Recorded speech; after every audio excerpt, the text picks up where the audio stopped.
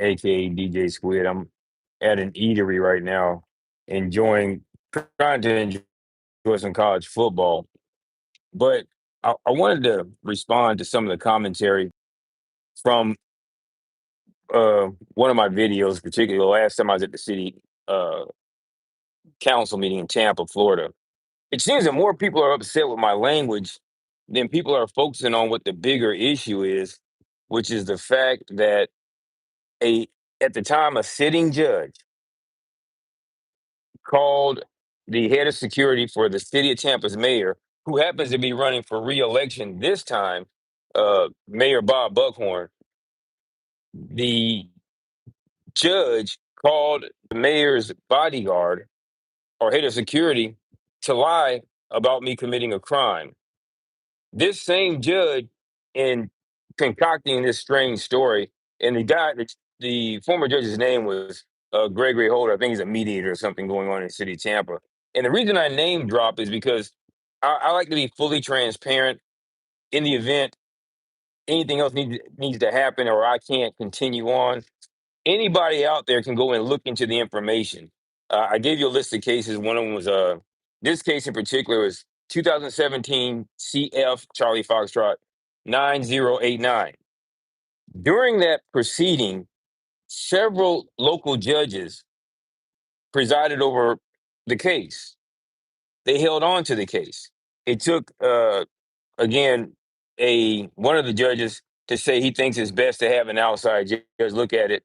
Eventually, the chief judge of the 13th Judicial Circuit reached out to the chief justice of the Florida Supreme Court to have him come in. So, and ultimately, I did get the case dismissed in my favor. I self-represented, as I have done it quite a few times. So, even the recent events that have seemed to have popped up out of nowhere, whether it was child support or anything else, it's more retaliation than it is meritoriously based. And anybody can go look at the cases. I don't want to say anything disparaging about the mothers because it's not necessary. The reality is those things have no merit. What does have merit is that Emily Ann Peacock forced me to sign a mediation settlement. I mean, actually, she forced me to sign a release. There was never a mediation settlement agreement between myself and Chandra Linda Tucker, who was represented by Austin Road Basketball and State Farm being the insurer for them. And that's where I found out that State Farm, Austin Road Basketball, and Austin Road Basketball have in the past used at least one particular doctor, Dr. John Shim, who worked for the James A. Haley VA Hospital to perform compulsory medical examinations on us veterans. And in my case, he never even disclosed to me that he was a VA doctor. I found he's a VA doctor a couple of months after the compulsory medical examination when he treated me at the VA. And I just happened to say, this guy looks familiar for some reason. And come to find out, I asked him a simple question. Hey, what did you tell them about me? And he's like, I can't tell you. And the first thing I'm thinking is, well, you sound crazy. How is my doctor not going to tell me what you may have told somebody else about me? Because the VA, as we know, doesn't just take care of veterans' health care; they take care of mental health and in a host of other services. I have no issue with the VA, other than this particular issue.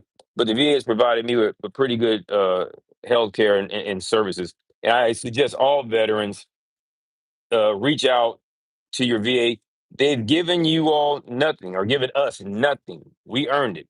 We successfully completed our military obligation, and in exchange for our dedicated service for whatever the amount of time is. And some of the veterans aren't honorably discharged. I'm honorably discharged, and I'm service connected. So I'm actually a disabled American veteran. But go and maximize and ensure that you get the services that you have earned by doing something that less than 7% of all Americans have ever done. And you can look at it, less than 7% of Americans have ever served in the military. That being said, for me to have discovered that we've had this kind of undermining potentially of our healthcare frustrates me. So I found out again, going back to the original story, that this doctor had done this kind of thing before in the past. In fact, if you go and look in the case for 2018 Charlie Alpha, that's CA 3553, which I self-represented as well, you'll see that I put inside the transcript, and even to the Second District Court of Appeals, that one of the associate attorneys, Mr. Fisher, I'll say his name, from Officer Road Basco, because I name drop because I give no damns, said we've had other cases unrelated where we had patients treated at the VA, see Dr. Shim, and nobody raised the issue. I suggested everybody take the time to go to uh, what is it, 18 United States Code Section 208, and you can check and see what these violations actually stand for. That being said, moving along, more people seem to be upset at the fact that I bring certain issues to the forefront than they are at what elected officials are judges in the 13th Judicial Circuit and in Florida, and uh, other public officials just seem to overlook. The fact that two gentlemen spent over 60 years combined of their lives for not just due to bad policing, absolute false police reports. Look up the case of Robert DuBose. It was they called it the beeswax case. He was convicted based upon a doctor claiming that the bite marks matched his. Later on, you find out in the Innocence Project, I think it was the Innocence Project got him out of it. The bite mark belonged to a dog. This man was actually on death row, and his sentence was commuted. The other gentleman, Mr. Hops, who I spoke about on Thursday, he spent 29 years in prison, and he was nowhere near the scene of the crime that the police work showed that he supposedly was involved in. And these are just two gentlemen. We have my case. We have another case of a gentleman that was killed by the Tampa Police Department, and he received um very he received a nominal settlement. I'm not going to say the amount. I know what the amount is because I was told about it.